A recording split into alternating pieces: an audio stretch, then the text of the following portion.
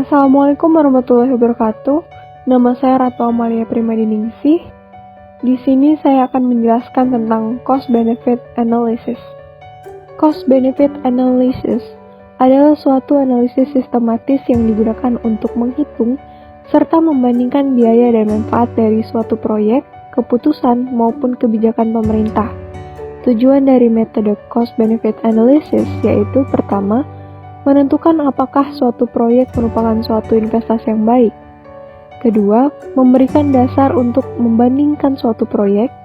Ketiga, untuk mengetahui besaran keuntungan atau kerugian serta kelayakan suatu proyek. Yang terakhir, untuk mengetahui seberapa baik atau seberapa buruk tindakan yang akan direncanakan akan berubah. Kemudian manfaat dari cost benefit analysis untuk membantu dalam proses pengambilan keputusan baik pemerintah maupun sumber dana. Analisis biaya dan manfaat. Perincian biaya.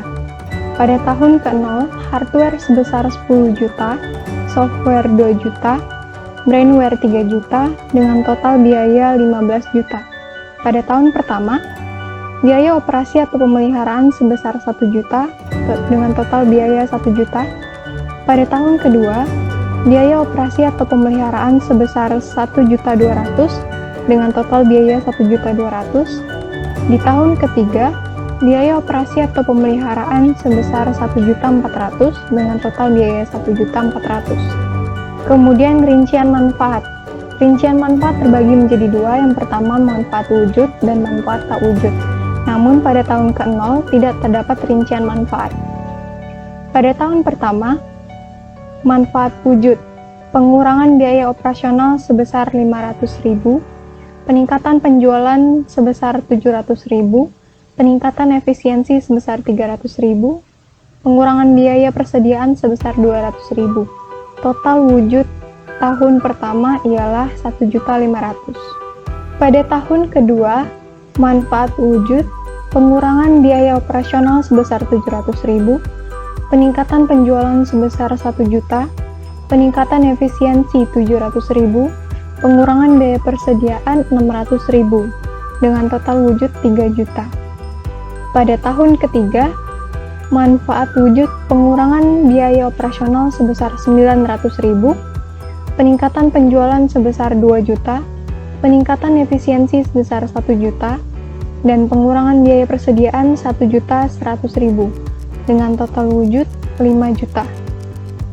Pada tahun pertama manfaat tak wujud, peningkatan nama baik kepada pelanggan sebesar 1 juta, peningkatan moral karyawan 500.000, peningkatan kepuasan kerja karyawan 700.000, peningkatan pelayanan pelanggan 700.000, dan peningkatan pengambilan keputusan 600.000, dengan total tak wujud 3.500.000. Untuk tahun kedua, manfaat tak wujud, peningkatan nama baik kepada pelanggan sebesar 1.500.000, peningkatan moral karyawan 700.000, peningkatan kepuasan kerja karyawan sebesar 1 juta, peningkatan pelayanan pelanggan sebesar 1.300.000, dan peningkatan pengambilan keputusan sebesar 1 juta, dengan total tak wujud 5.500.000. Lalu pada tahun ketiga, manfaat tak wujud, peningkatan nama baik kepada pelanggan sebesar 2 juta, peningkatan moral karyawan 1 juta, peningkatan kepuasan kerja karyawan 1.300.000,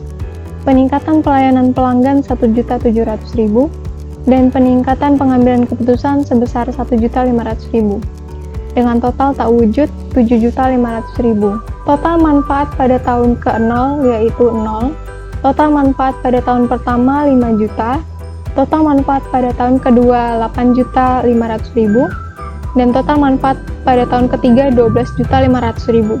Profit pada tahun pertama sebesar 4 juta, profit pada tahun kedua 7.300.000, profit pada tahun ketiga 11.100.000. Kemudian analisis payback period. Berikut merupakan perhitungan analisis payback period. Total biaya pengadaan sistem pada tahun ke-0 yaitu 15 juta, profit pada tahun pertama yaitu 4 juta, lalu dikurangi, maka sisa biaya sistem pada tahun pertama yaitu 11 juta. Kemudian profit pada tahun kedua yaitu 7.300.000 lalu dikurangi sehingga Sisa biaya sistem pada tahun kedua yaitu 3.700.000. Kemudian sisa sama dengan 3.700.000 dibagi 11 juta dikali 1 tahun, maka didapatlah 0,34 tahun. Sehingga PW period sudah dapat dicapai pada tahun kedua. Kemudian analisa return on investment atau ROI. Dengan metode ini, maka persentase manfaat yang dihasilkan oleh sistem tersebut dapat dibandingkan dengan biaya yang dikeluarkan untuk pengadaan sistem. Adapun rumusan ROI adalah ROI sama dengan total manfaat dikurang total biaya dibagi total biaya dikali 100%. Maka ROI sama dengan 26 juta dikurang 18.600.000 dibagi 18 juta dikali 100% sama dengan 39,78%. Artinya bahwa sistem ini akan memberikan keuntungan pada di tahun ketiga sebesar 39,78% dari biaya pengembangannya, sehingga sistem ini layak digunakan bagi perusahaan. Kemudian analisa Net Present Value atau NPV. Rumusnya merupakan NPV sama dengan minus nilai proyek ditambah proceed 1 dibagi 1 plus I persen ditambah proceed 2 per 1 plus I persen kuadrat, dan seterusnya. Maka, NPV perusahaan ini adalah NPV sama dengan minus 15 juta ditambah 4 juta per 1 plus 0,15 pangkat 1 ditambah 7.300.000 per 1 plus 0,15 pangkat 2 ditambah 11.100.000 per 1 plus 0,15 pangkat 3. Didapatlah NPV sebesar 1.296.539,82.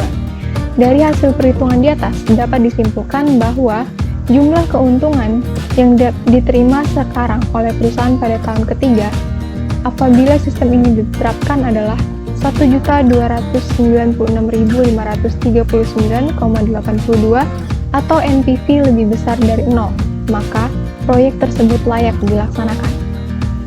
Kemudian yang keempat, metode tingkat pengambilan internal atau IRR. I1 sama dengan 15%, maka NPV 1 sama dengan 1.296.539,82 atau nilai NPV positif. I2 sama dengan 20%, maka NPV 2 sama dengan minus 15 juta ditambah 4 juta per 1 plus 0,2 pangkat 1 ditambah 7.300.000 per 1 plus 0,2 pangkat 2 ditambah 11.100.000 per 1 plus 0,2 pangkat 3. Maka didapatlah NPV negatif 213.611,12. Maka IRR-nya sama dengan 15 ditambah 20% dikurang 15% dikali 1.296.539,82 per NPV 1 dikurang NPV 2. Didapatlah hasil IRR sama dengan 19,29%. Artinya, proyek ini akan menghasilkan keuntungan dengan tingkat bunga sebesar 19,29% per tahun. Apabila tingkat bunga pengembalian yang diinginkan 15% per tahun, maka IRR sama dengan IRR lebih besar 15%. Dengan kata lain, proyek dapat diterima.